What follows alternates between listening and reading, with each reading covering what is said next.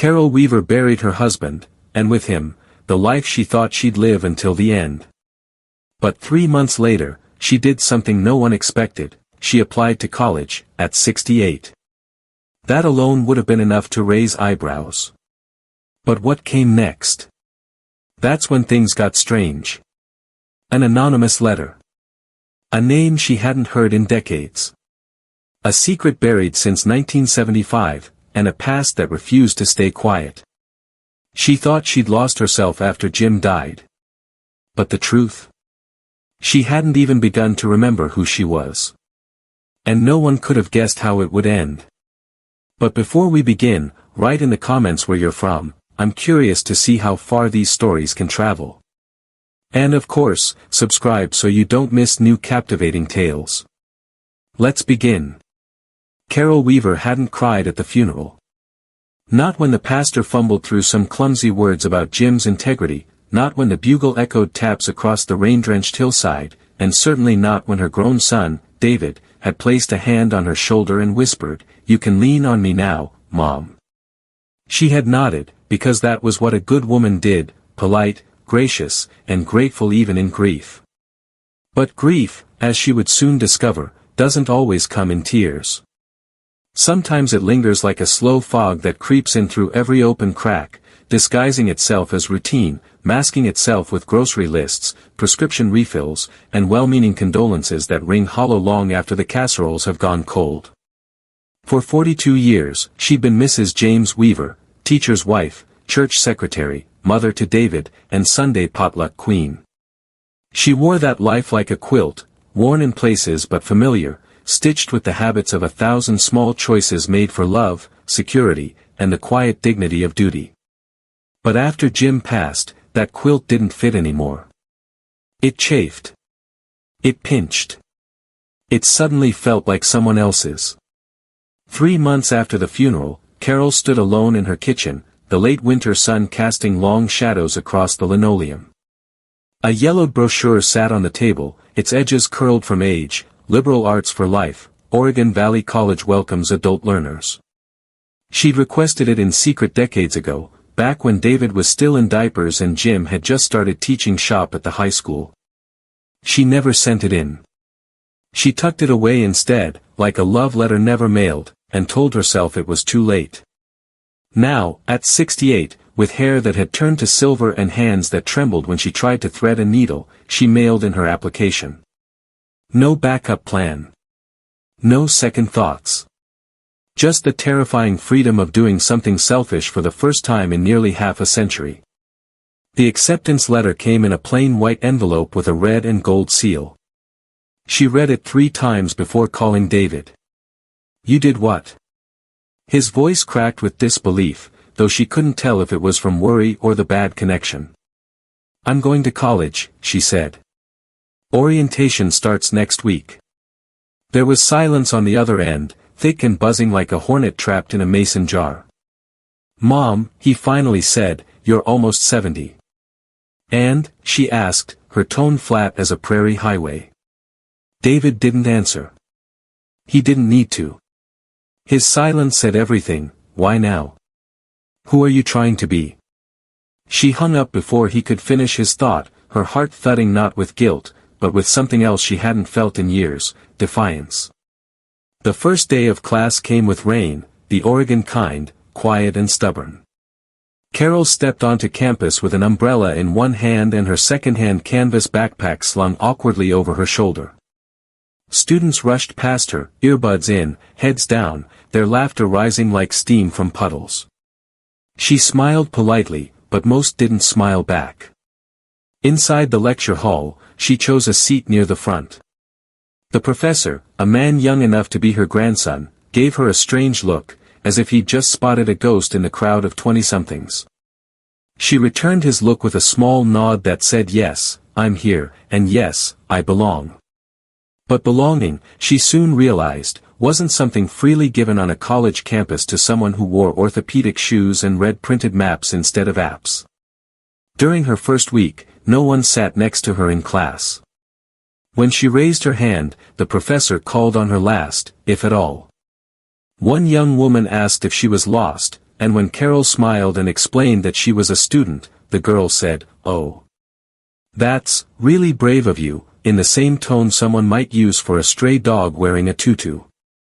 Still, Carol showed up every day. She took notes in careful script. She stayed late. She went to every office hour, not because she needed help, but because she needed presence, anchors in the day to hold the fog at bay. And then came the group project. Her name was Maya. She wore black eyeliner like armor and spoke like every sentence was a dare. Pre-law. Smart. Guarded. When the professor announced the group pairings, Maya let out an audible sigh and muttered something about geriatric wisdom. Carol pretended not to hear.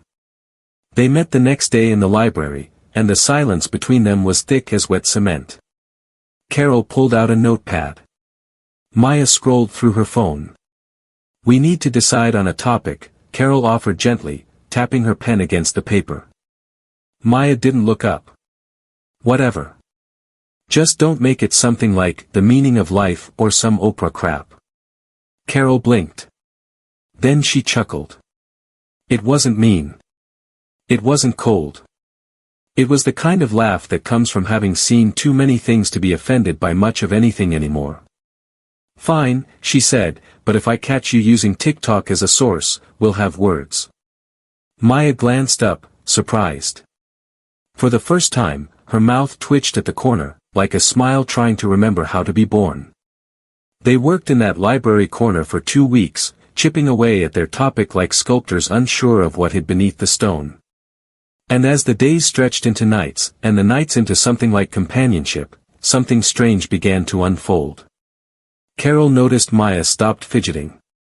She started asking questions. They talked about law and literature, but then, slowly, about harder things, about what it meant to lose someone, about mothers who left and sons who pulled away. Maya admitted she hadn't spoken to her mom in over a year. Carol admitted she hadn't spoken to herself in nearly 4 decades. One night, over lukewarm coffee and empty halls, Carol looked at Maya and said, "You know, I was going to be a writer once. I had this blog name picked out and everything. Why didn't you do it?" Maya asked, her voice low. Carol shrugged. "Because Jim got tenure, and David came along, and I had casseroles to bake and Christmas cards to send. Dreams get quiet when life gets loud." Maya tilted her head. "You could still do it. You're, like, trending right now, old people doing young things is totally viral." Carol rolled her eyes. "Thanks. I'll put that on my tombstone." But that night, she did something she hadn't done in years. She opened her old laptop, brushed the dust from its keys, and started typing. The blog was called Silver Freshman. Her first post was short, just a story about her first day, the awkward glances, the fear, the resolve. She clicked publish and forgot about it. 3 days later, her inbox exploded. The post had been shared over 40,000 times. A wellness startup emailed, asking if she'd speak on a panel about reinvention. A local news anchor wanted an interview. Students who'd never looked twice were suddenly waving to her in the hallway. Even the professor started calling on her first. Carol felt dizzy. Not from the attention, but from something else entirely, the realization that her voice, once a whisper behind someone else's life, had finally been heard. But then David called. "I saw the blog," he said. No hello. No preamble. Just that. She waited. "Are you trying to be famous now, Mom? A college influencer? Isn't this all a little ridiculous?" Carol closed her eyes. She felt the sting of disappointment, not in him, but in herself, for expecting anything else. "I'm not acting like a teenager," she said quietly. "I'm acting like someone who finally figured out she's allowed to live before she dies." There was silence again. This one didn't buzz. It burned. That night, she returned to the blog. Her next post was about loneliness, the kind that settles in your bones, quiet and cold. The kind that can't be warmed by grandchildren or church functions or even a cat curled at your feet. She wrote with the clarity of someone who had nothing left to prove, and everything left to say. But as she sat back, rereading her own words, a chill ran down her spine. The comment section was full of praise and gratitude, but one comment stood out. "You never told them the truth. But I still remember. JW." She stared at it. Her hand trembled. JW. Jim Weaver. Impossible. But, what truth? And how did someone know what she hadn't even told herself? What secret had she buried deep enough to forget, and who had just dug it up? The answer came not with thunder, but with the kind of quiet that slips under the door late at night and lingers in the corners of the room. Carol stared at the screen long enough for the words to blur, for the letters, JW, to melt and reform 100 times in her mind. A prank, maybe. A cruel joke from some bored teenager who saw her blog as just another meme in a feed. That was the logical answer. But the truth didn't live in logic anymore, not since that letter arrived. She hadn't told anyone about the letter. Not Maya. Not David. Not even her therapist, who still wore that forced smile every time Carol spoke, like grief was a puzzle with missing pieces. She kept it in a drawer by her bedside, locked with a small brass key, a drawer filled with old church bulletins, faded photos, and a watch that hadn't ticked since the day he died. And now that key felt hot in her palm. The comment haunted her all the next day. She tried to brush it off, tried to carry herself through class with the same firm grace that had carried her through every parent-teacher conference and funeral reception of her life. But something had shifted. She heard whispers and laughter that had nothing to do with her. She noticed the way the librarian hesitated a beat too long before handing her a book. She saw her own shadow in a passing window and for the first time, wondered if she was chasing something or running from it. That afternoon, she found Maya waiting for her outside the library, her backpack slung over one shoulder and a to-go coffee in her hand. Carol could tell by the girl's face, all tight lips and darting eyes, that something had changed. "We need to talk," Maya said, not looking up from her phone. "About what?" Carol asked, though she already had a sinking feeling in her chest. Maya turned the screen toward her. The blog was open. Not her homepage. Not the latest post. The comment. Highlighted. Shared. Circulating. "I didn't say anything," Maya said quickly. "But people are asking. Some folks think it's part of a campaign, like a viral stunt. Others think, well, they think maybe your husband's not dead." Carol felt her knees go soft again, but this time she didn't fall. She didn't break. Instead, she reached for the railing beside the steps and steadied herself the way a woman does when she's held up more weight than her body should be able to bear. "He's gone," she said simply. 5 years. Cancer. I held his hand until the last breath. Maya looked like she wanted to believe her, but doubt had already crept in and made itself comfortable. "Then what does it mean?" she asked. "Who the hell is JW?" Carol didn't answer. Not because she didn't know, but because deep down, in the place where dreams go to rot beside old regrets and missed chances, she suspected she did. That night, Carol unlocked the drawer. She unfolded the letter, careful not to tear its already brittle edges. The ink was fading. Blue. Slanted right. Just 3 lines. "You never got to be you. But now you have to. They'll come. Don't trust the easy voices. Keep going. JW." There was no postmark. No return address. Just the envelope, her name, and the unmistakable scent of Old Spice, Jim's brand, the one he wore even after his hair turned white and his hearing gave out on the left side. She had blamed it on grief. A dream. A mistake. But now she wasn't so sure. The next morning, she found a sealed envelope taped to her dorm room door. There was no name. Just a line in the same handwriting. Room 206. Wednesday. 7:30 p.m. Alone. Room 206 was part of the old chapel annex, a forgotten wing of the campus that had been converted years ago into extra faculty offices and storage closets. Carol remembered walking through there during orientation and thinking the place smelled like mothballs and wood polish.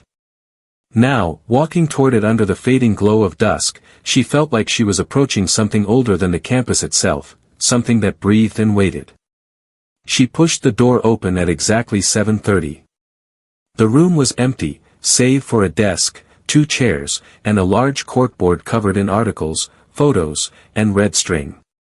Carol froze. The photographs were of her.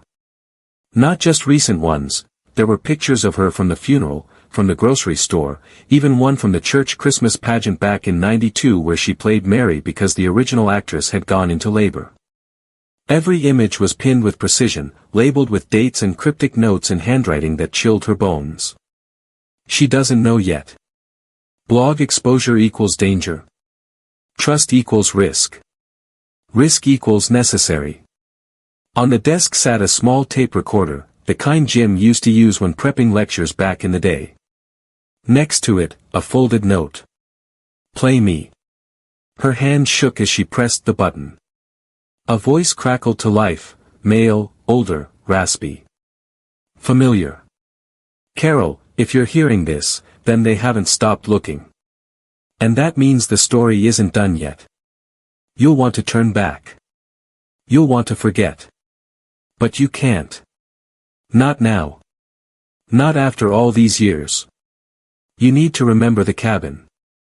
Remember 1975. Before David. Before the life you chose. Remember what we found. They buried it. We buried it. But it never stayed buried. The tape clicked off. The silence that followed was loud enough to make her ears ring. She sat down, slowly, every joint aching under the weight of the past.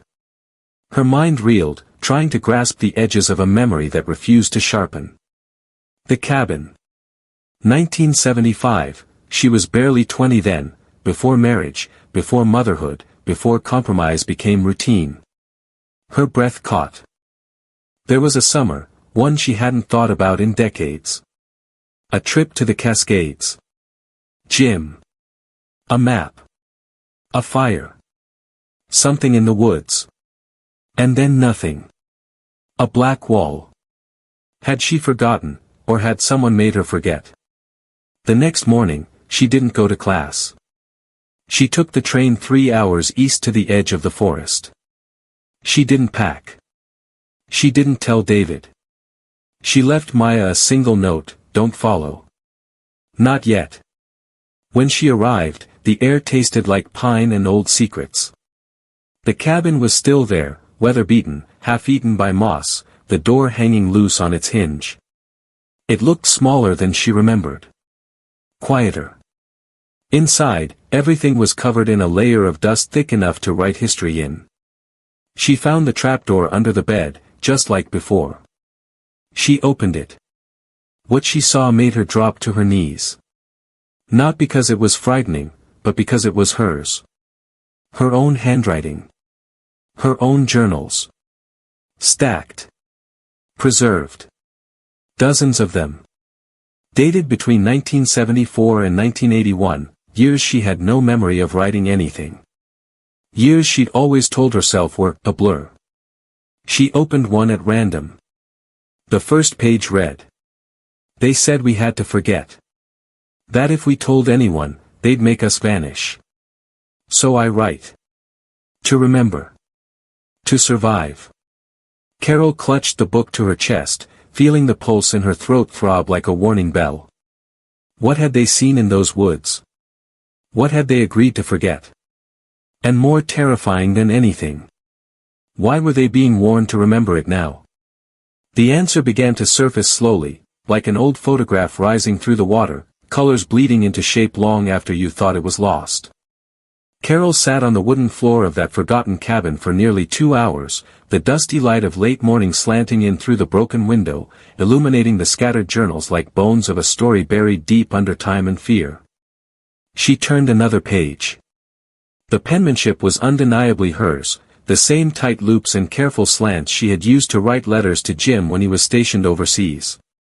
But the woman in those entries was not someone she recognized anymore.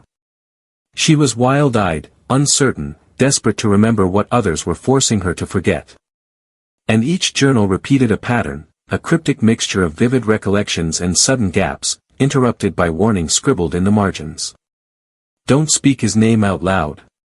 They watched the phone lines. Memory is not the same as safety.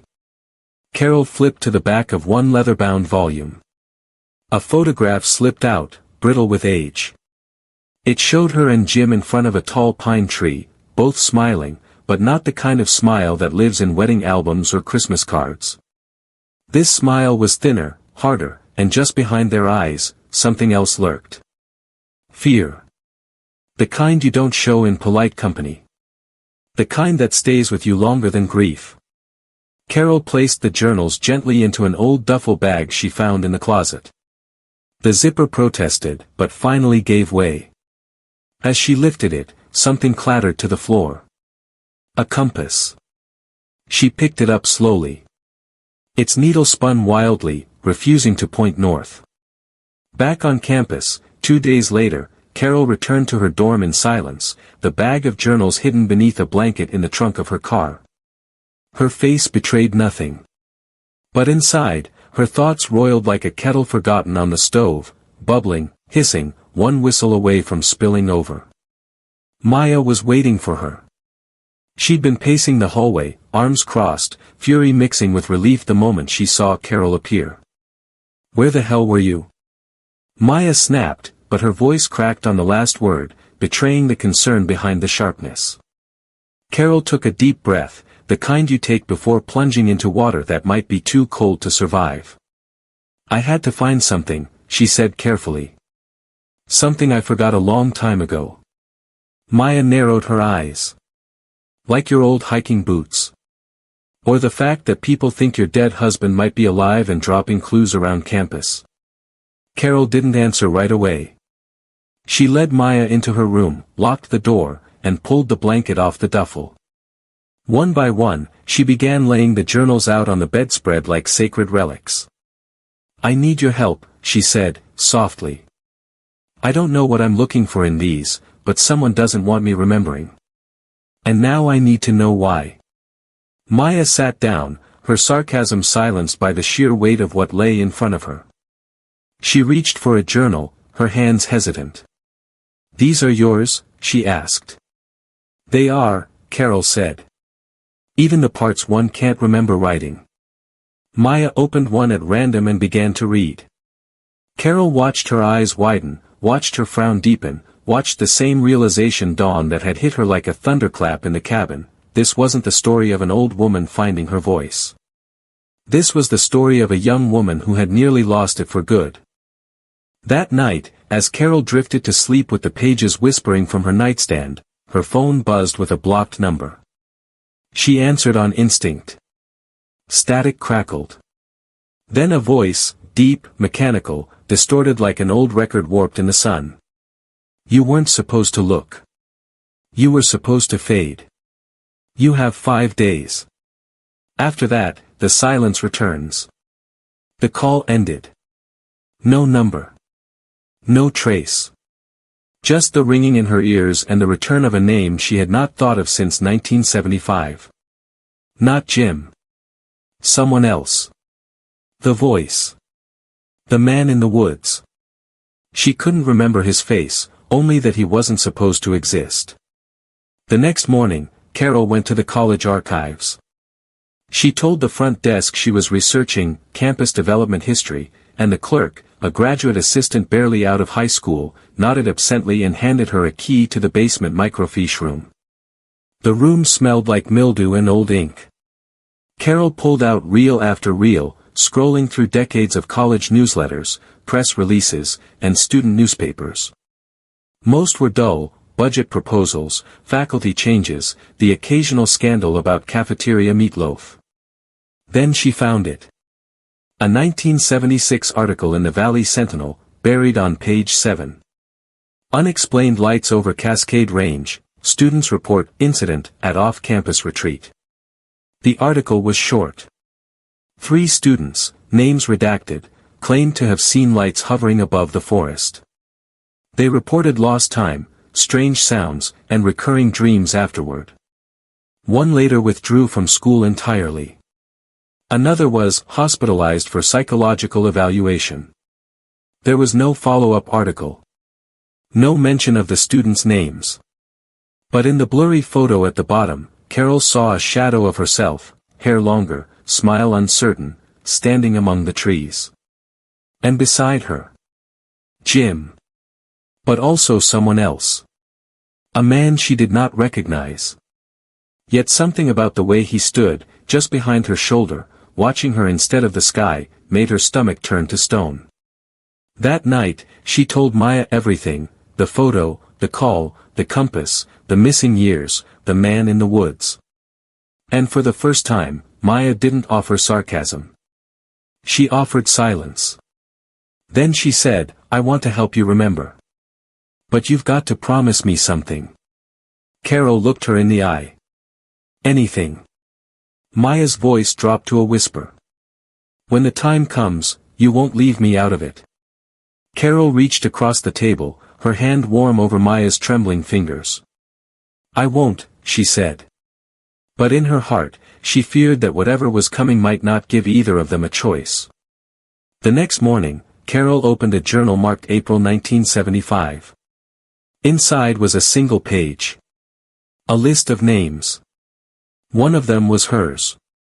One of them was Jim's. One of them was David's. And beside each name, a date. Carol's was 5 days from now. What happened to the others on their dates, and what was supposed to happen to her? Carol closed the journal slowly, her fingers trembling slightly as if the ink on the page might still be wet, as if the names might slide off and rearrange themselves into something less horrifying. But they didn't. They sat there, still, permanent, like headstones on a forgotten hill. The date next to Jim's name had already passed, by 5 years exactly. The date beside David's name was from 1994, the same year he dropped out of college and disappeared for 3 weeks without calling her, only to return gaunt, shaken, and unwilling to speak of where he'd been. She had chalked it up to youthful rebellion, a phase, maybe a broken heart. But now, the timeline was too neat to ignore. Her name came last. Just 5 days from now. Not a birthday. Not an anniversary. A deadline. She sat in the stillness of her room as the daylight dimmed through the blinds, her eyes darting from the page to the window, to the floor, and finally to the mirror across the room. The woman staring back wasn't just older, she was unraveling. But underneath the unraveling was a spine of steel. She'd survived the quiet hell of widowhood, the dull ache of invisibility, the condescension of youth and the dismissiveness of her own family. She would survive this too, whatever this was. But not alone. Maya insisted they make a plan, one that didn't involve any more solo trips to the wilderness or cryptic clues from long-dead husbands. She spent the evening combing through the journals, taking notes on note cards with the kind of focus Carol had rarely seen in a 20-year-old. The girl had fire in her, a kind of protective rage that reminded Carol of herself before compromise became her second language. "There's a pattern," Maya muttered, her fingers tapping a page rhythmically. "Look, every person mentioned in these entries experienced a blackout or lost time right before their date." "Blackout?" Carol asked, leaning in. Maya nodded. "Some forgot hours. Some forgot weeks. But all of them had this moment right before it happened, a shift. Something changed in the world, and they knew it." Carol rubbed her temples. "What changed for me?" Maya hesitated, then looked Carol in the eye. "You started writing again." Carol didn't answer. She didn't need to. The blog. The attention. The letter. The voice on the recorder. All of it had happened only after she broke her silence, after she began to reclaim something she had given up without even realizing it, her narrative. Her voice. Maybe the voice on the tape was right. Maybe they never meant for her to remember. But remembering wasn't enough now. She had to know why. The next day, Carol returned to the chapel annex, room 206. She wasn't sure what she expected. Maybe another tape. A shadow at the window. A figure in the doorway. But the room was dark, the board stripped bare, the furniture gone. Only a single envelope remained, taped to the floor beneath where the desk had stood. It read. Final piece. Do not open alone. She slipped it into her bag and walked back out into the fading afternoon light. Her bones ached more now. The stairs felt steeper. Her eyes blurred easier. But her mind had never been sharper. When she got back to the dorm, Maya was already waiting, legs crossed on the floor, the journals fanned out around her like a crime scene. Carol handed her the envelope. Together, she said. Maya nodded. She opened it slowly. Inside was a photograph, grainy, black and white, clearly taken with an old camera. It showed a group of 7 people standing in a field. One was clearly Carol. Another, unmistakably Jim. The others were strangers. But the one in the middle, the tallest figure, wore a coat with no collar and a face so blurred it almost didn't look human. Behind the group, etched into the hill behind them, were strange symbols. Geometric, ancient, impossible to describe but immediately familiar. Carol felt her stomach twist. And then Maya pulled out a second photo. This one was dated. 5 days from now. It showed the same field. Only this time, Carol stood alone. No Jim. No Maya. No others. Just her, facing the camera with a look that made her blood run cold. It wasn't fear. It was acceptance. The next few days passed like a dream with jagged edges. Carol went to class, nodded politely at questions, handed in papers she didn't care about anymore. She continued the blog, though the tone shifted, less about campus hijinks, more about memory, about aging, about the strange, invisible threads that stitched together the fabric of identity. Her readers responded with confusion, some with concern. One even commented, "You okay, Silver? You sound like you're saying goodbye." Maybe she was. David called again, this time with worry cracking through the judgment. "Mom," he said, "I read your last post. Are you sick? Are you hiding something from me?" Carol almost laughed. Hiding something? For nearly 40 years, she'd been hiding herself. Her dreams. Her voice. Her memories. What was one more week of secrets? "I'm fine," she lied, because the truth was too big for the phone line. "I'm coming up this weekend," he said. "I want to talk. In person." She told him to wait. That she needed a little more time. That she'd explain everything soon. But deep down, she knew she wouldn't. Because her date was just one night away. That night, she and Maya took the journals to the only place left that felt real, the roof of the library, where the wind howled like an old choir and the stars didn't blink so much as burn. "What happens tomorrow?" Maya asked quietly. "I don't know," Carol said, pulling the final journal onto her lap. "But I think it already started." She opened the last entry. It was dated tomorrow. If you're reading this, it means the circle is complete. Memory has returned. The veil is lifting. And the gate will open again. Just like before. Just like we promised. Maya's voice cracked. "What gate?" Carol shook her head. "I don't know. But I think I'm supposed to walk through it." Maya took her hand, squeezing it tightly. "You don't have to go alone." But Carol didn't answer. Because in that moment, across the dark horizon, a light began to rise, not the sun, not the moon, but something different.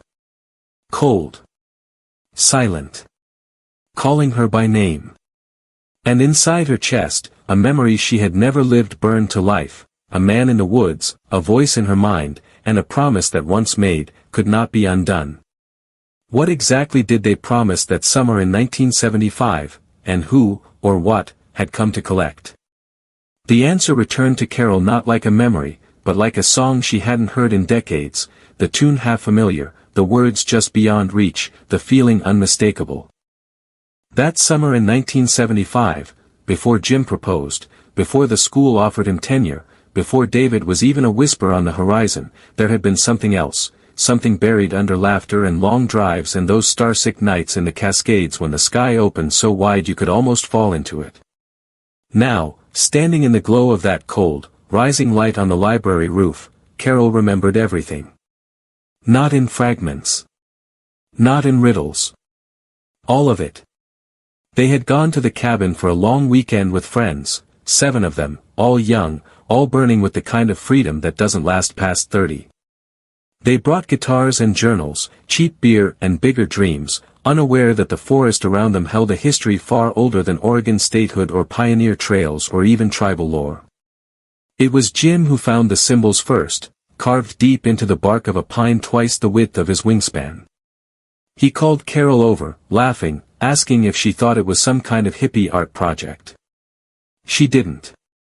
That night, they gathered around a fire and someone, she couldn't remember who, dared them to read the words carved into the tree aloud. They joked. They drank. They read. The ground shuddered. The stars blinked out. And something, not a thing, but a presence, stepped into the clearing. It didn't speak with a voice. It spoke with memory, with silence, with a pressure behind the eyes that made you see things that hadn't happened yet, futures you couldn't comprehend, choices you hadn't made. It offered them a gift. A bargain. Not of money. Not of power. But of protection. You will forget, it told them, and in forgetting, you will survive. But one day, one of you must remember. And when they do, the debt must be paid. They agreed. Not because they understood, but because they were young and stupid and frightened and thought it was just a dream that would pass by morning. And it did. But something was taken from each of them. Time. Truth. Trust. For Carol, it was the courage to become herself, to write, to speak, to live boldly in a world that asked her to shrink. For Jim, it was the fire in his soul that never fully returned. And for David, who wasn't even born yet, it was something even crueler, a shadow inherited from a promise he never made. That was the real reason he had vanished in '94. Something had tried to collect early. And now, it had come back for her. Carol looked at Maya, who stood beside her now, the photograph of the date clutched in her hand, the wind tugging at her jacket. They offered us protection, Carol said slowly, as though trying to teach herself the lesson for the first time. But the cost was truth. And now that I've remembered, I have to give it back. Maya shook her head. There has to be another way. But Carol knew, in her bones, in her breath, in the weight of the journals that had carried her back to this point, there wasn't. You don't understand, Carol whispered. I've already seen it. The future. This was always how it ended. Maya's eyes welled, not with fear, but with fury. You said I wouldn't be left out. Carol smiled sadly. You aren't. You're the reason I remembered. You're the one who pulled me back when I started to fade. That's why I'm not afraid. The light grew stronger now, but it made no sound. It simply waited. Carol stepped forward. Not because she wanted to die. But because she wanted to live, truly live, just once, on her own terms. And maybe, just maybe, this time it would be enough. The next morning, Maya woke in her dorm with Carol's final journal resting on her chest. No light in the sky. No sound. No explanation. But a new post had gone live on Silver Freshman at exactly 4:44 a.m. I remember now. Not everything. But enough. Enough to know that truth, once known, cannot be buried again. They came for me, yes. But not to take. To return. What they took, I now hold again, the courage to speak, to stand, to love without apology. If you're reading this, know that age does not erase you. It reveals you. And sometimes, it reminds you of promises long forgotten. Keep your promises. But above all, keep your voice. It went viral in less than 20 minutes. David drove to campus, but Carol was gone. No note. No trace. Only a field behind the chapel annex, where a circle of pine needles had been burned into the ground. No footprints. Just the smell of cedar. 3 months later, Silver Freshman was turned into a foundation for older women returning to school. Maya gave the keynote address. She wore silver that day, and her voice never shook once. David eventually forgave what he never understood. In quiet moments, he would open the last journal and run his fingers over the final page, where his mother had written something only for him. You were never a burden. You were my miracle. But miracles come at a price. And now it's paid. Live free, my son. And somewhere, far beyond forests and memory, a woman with silver hair walks into a clearing of light, no longer afraid, no longer forgotten, no longer bound by the silence of bargains made in fear. She remembers. She is free. And she is finally, completely, herself. Write in the comments where you're from, let's see how far these stories can spread. And of course, subscribe so you don't miss new exciting stories. See you soon.